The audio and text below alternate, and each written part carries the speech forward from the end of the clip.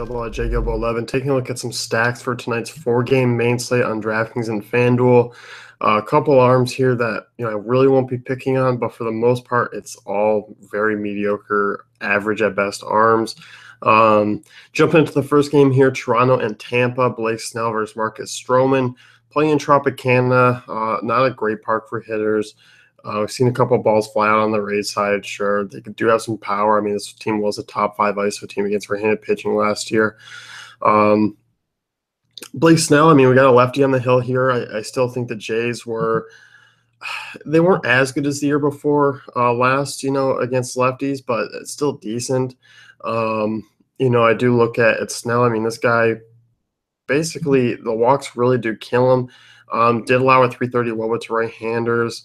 31% hard contact rate, 0.65 home runs per 9. So he wasn't allowing a ton of home runs. But obviously there are some big boppers here. I do think on DraftKings, with the prices coming down for the Jays, you can use them now. I talked about them last night, and I was like, FanDuel only at the prices. But Donaldson's 4.6. I mean, that's reasonable for a guy who's usually 4.9, 5K against a lefty. Donaldson does crush left-handed pitching. Guys like Jose Bautista, Devin Travis, I don't mind using in a stack here. Kendrys Morales is really cheap. You look at Morales, I mean, was really strong against left-handed pitching last year. He's always kind of happened the last few years. So I like Morales a lot tonight. The only real downgrade is the park factors here.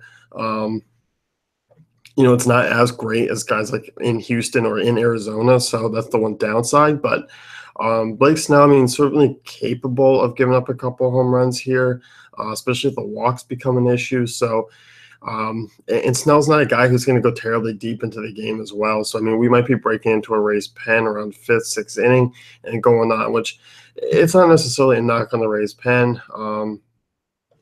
But it's just saying, you're going to get probably some more home-run-prone guys coming in than Blake Snell. But I do like Travis, Donaldson, Bautista, Morales as a stack tonight.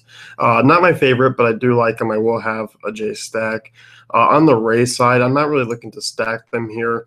You can always look to use the lefties, Dickerson, Kiermaier, Brad Miller, and obviously you could toss in a Longoria as well.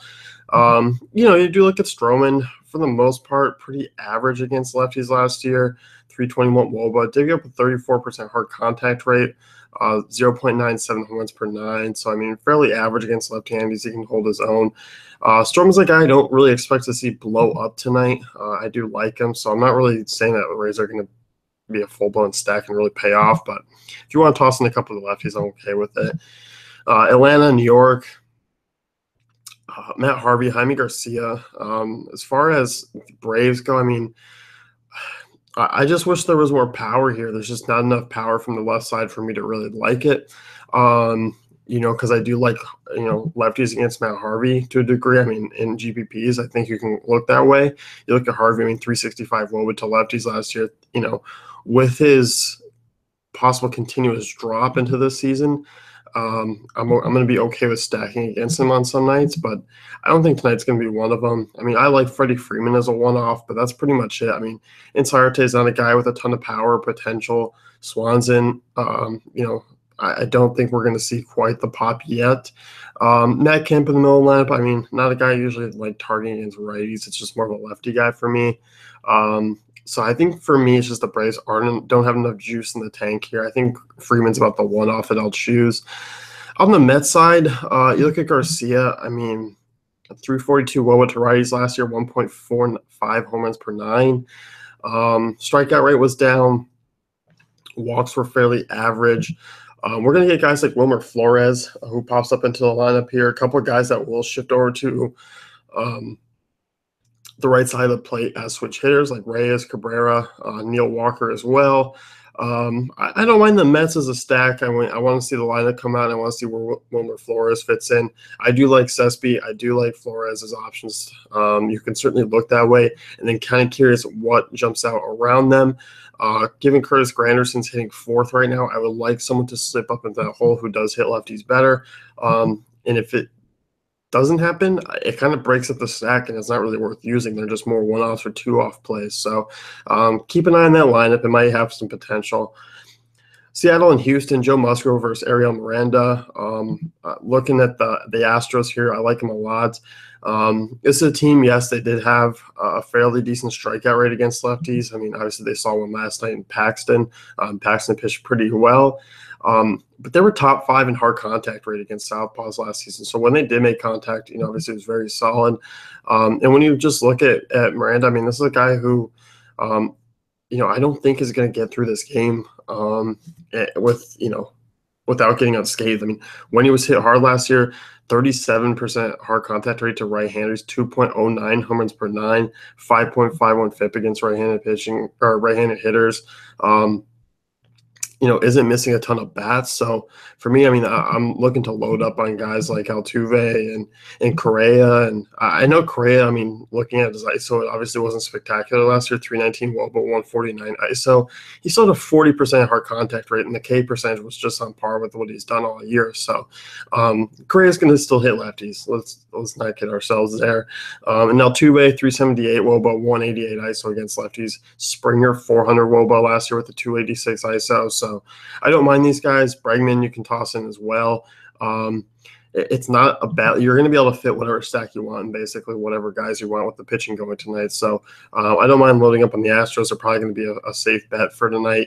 And you're also going to see them probably be pretty popular, but I don't mind tossing a stack and being a chalk with Astros and kind of work around some different plays, like some Mets guys or Blue Jays who might not actually be that highly owned tonight. So you can work other guys around the chalky Houston Astros or even on Seattle's side. I mean, you look at Musgrove, 352 WOBA in small samples as the lefties last year. Didn't strike out. The strikeout rate was more against right-handed hitters, also in-step guys like Cano and Seager. But even against, right-handers, it still was a 1.26 runs per 9, still getting hit hard.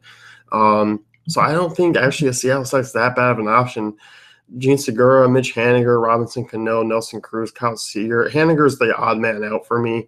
I kind of wish it would shift around a little bit more, but we're probably going to see him hitting the 2 spot for some time now before that kind of maybe fizzles out. Vegas isn't loving Seattle, which makes me like them even more because it's going to keep the ownership down. So if you're looking for a pivot, I don't mind working in guys like Cano and Seager. And Cruz as well, and Segura is always a popular pivot off of guys like Correa, Brandon Crawford, those types of guys. So I like Seattle tonight. They're being an intriguing option. I think you're going to get them at fairly low ownership, and I think people will take some stabs with Musgrove as well. Giants in Arizona, Robbie Ray versus Jeff Samardzija. I don't want really any part of these pitchers. Talked about Robbie Ray being a GPP option at best, but this is still a guy. I mean, going to have to face Pence, Posey, Brandon Crawford, and Brandon Belt. Yes, it's lefty and lefty, but they can hold their own against left-handers. You look at Ray, did struggle at home, as I mentioned on the pitcher pod, 351 WOBA allowed compared to 315 WOBA allowed. 37% hard contact rate to right-handers, 35.4 to lefties. Obviously, as I mentioned, struggled in Chase Field last year. I think that's going to continue to be the case for most of these pitchers in Arizona. You can get some value with Hernandez sitting up top, but you may not necessarily need to go there tonight, just given the fact that you can just kind of start with Belt, Pence, Posey, and get Crawford because you don't need a punt play tonight to fit whoever you want in with the pitching. So the Giants are still on the cheaper side. I mean, Pence on FanDuel is still ridiculously underpriced. You look on DraftKings, they're all lower 4Ks, which it should just be in your wheelhouse tonight for an average salary with these pitchers. So I do like it quite a bit. On the Arizona side, I do like this stack 1 through 4, Pollock, Peralta, Goldie, and Jake Lamb. You look at Samardzija, still very mediocre against lefties. I mean, 331 WOBA allowed last year. Did struggle on the road in Chase Field. I like this lineup. Vegas predicts this one to be one of the higher scoring games. I think that's going to be the case here. So really you can fire away on both sides. I don't mind the game stack here at all.